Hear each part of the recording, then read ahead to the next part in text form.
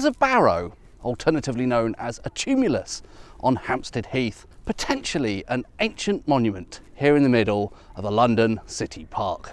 Alas, today it's fenced off to protect the monument, but you can get a really good look at it over or even through the fence, and it's surrounded by benches. It makes for a very nice place to sit. From the shape of it, it's a bell barrow. An antiquarian would be inclined to say that it dates to the early or middle Bronze Age. That would make it over 3,000 years old, if genuine. It is a scheduled monument, and in Historic England's listing for it, although it doesn't definitively state that it is of that age, it does discuss that as a possibility. The listing also mentions the somewhat hard to believe local legend about this being the grave of Boudica, who led the Iceni tribe in a rebellion against the Romans.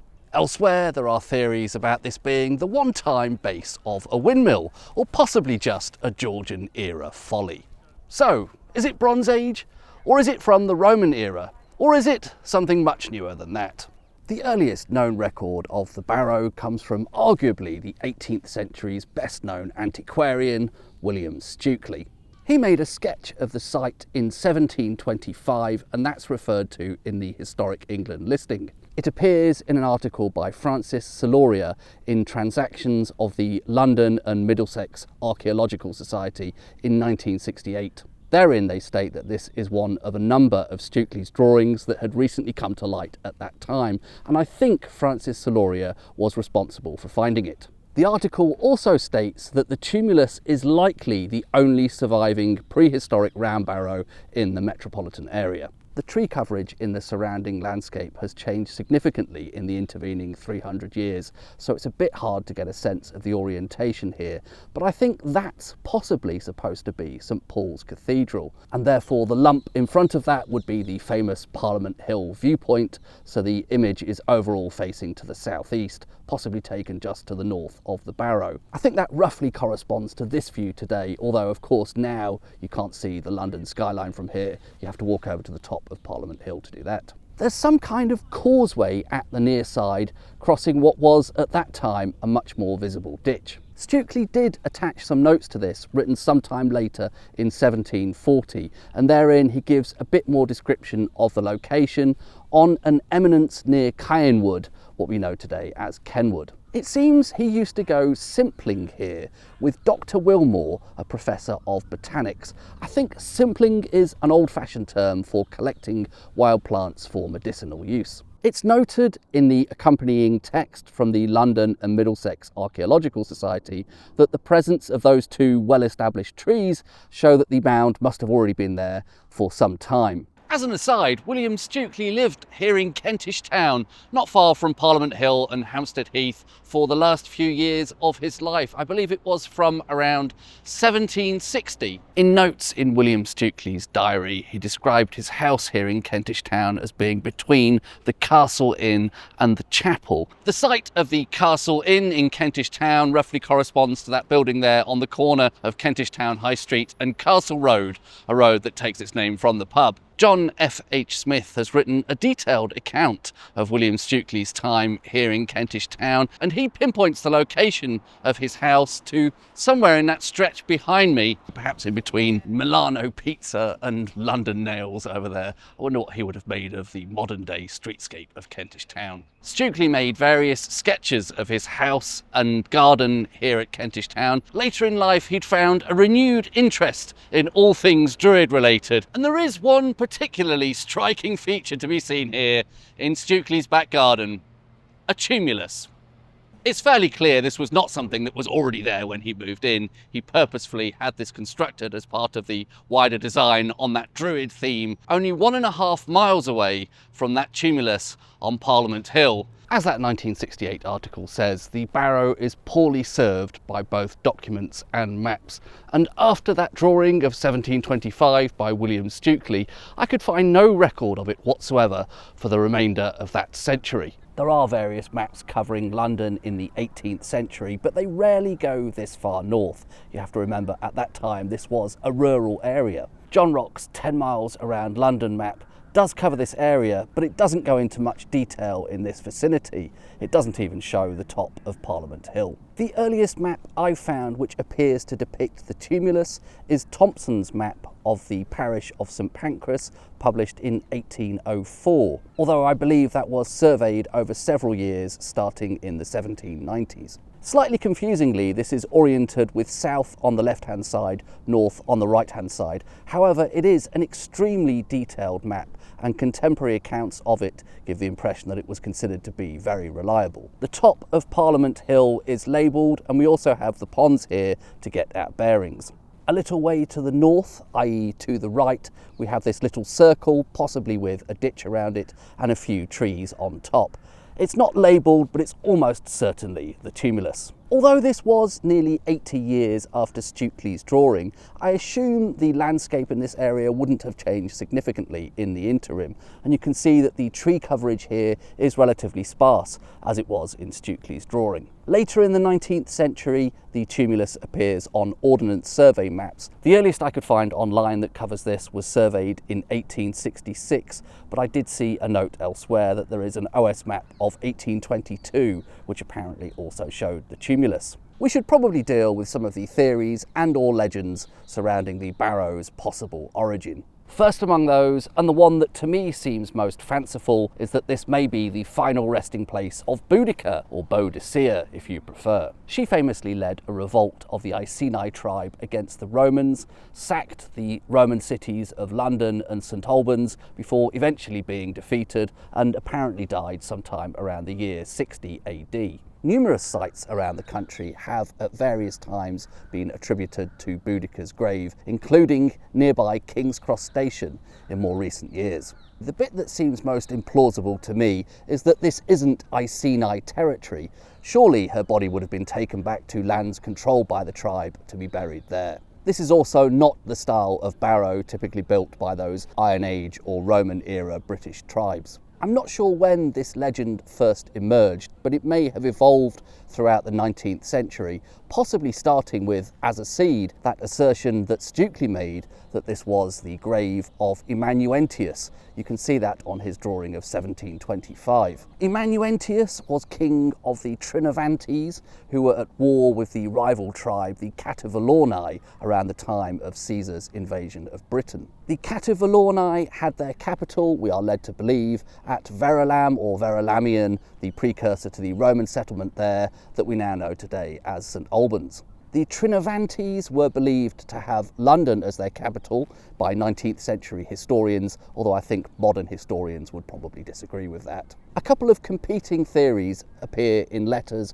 written to newspapers in 1858. The first of these claims it was the site of the battle which decided whether London or Verulam, now St Albans, should be the metropolis of England. And it also notes that this comes from local tradition, suggesting at that time we didn't have that local tradition that this was Boudica's burial place. The second theory suggests that this was the encampment of Suetonius, the Roman general who fought against the Iceni tribe, and also doesn't seem to think that this was a burial mound at all, instead that it was an entrenchment for the Roman general's tent. The first written references I could find to the legend involving Boudica's grave start to emerge around 1885, to the backdrop of the campaign to bring Parliament Hill into public ownership, as the rest of Hampstead Heath had been a few years earlier. It's quite possible that the legend had been an oral tradition prior to that, but the popularisation in print at this time strikes me as something of a deliberate strategy. An attempt to help sell the importance of public ownership of this land,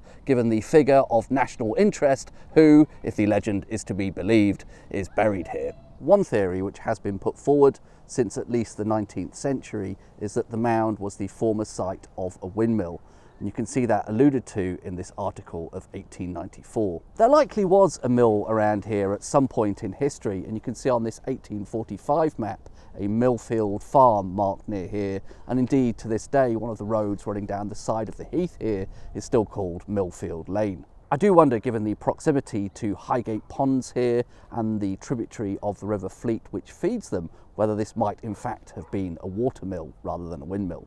As that commentary in 1894 points out, the presence of a windmill here at some point in history doesn't necessarily rule out that there may have been a pre-existing burial mound that the builders of the windmill just sought to reuse. John Constable depicts a windmill in his 1836 painting Hampstead Heath with a rainbow, but that's a scene captured from the other side of the heath, from Branch Hill. There's an unofficial fan website for Hampstead Heath, hampsteadheath.net, and that seems to be quite dismissive of the possibility that the Barrow could be any older than Stukeley's drawing of 1725. That makes the slightly curious claim that maps from the 16th century show the area covered in dense woodland. Any older burial mound would have been destroyed by tree roots. The explanation considered most likely is that the mound was made in the 17th century, possibly for a windmill after the woodland was cleared. I'm sceptical about this statement for two reasons. First of all, I'm not sure there are any detailed, reliable 16th century maps covering this area. I wonder if that might have been referring to Wingard's panorama of London in the 1540s. It's not a map per se, but that shows the hills of Hampstead and Highgate in the background. I'm actually not convinced those hills do appear to be covered in woodland, but anyway, I don't know how literally we're supposed to take this depiction.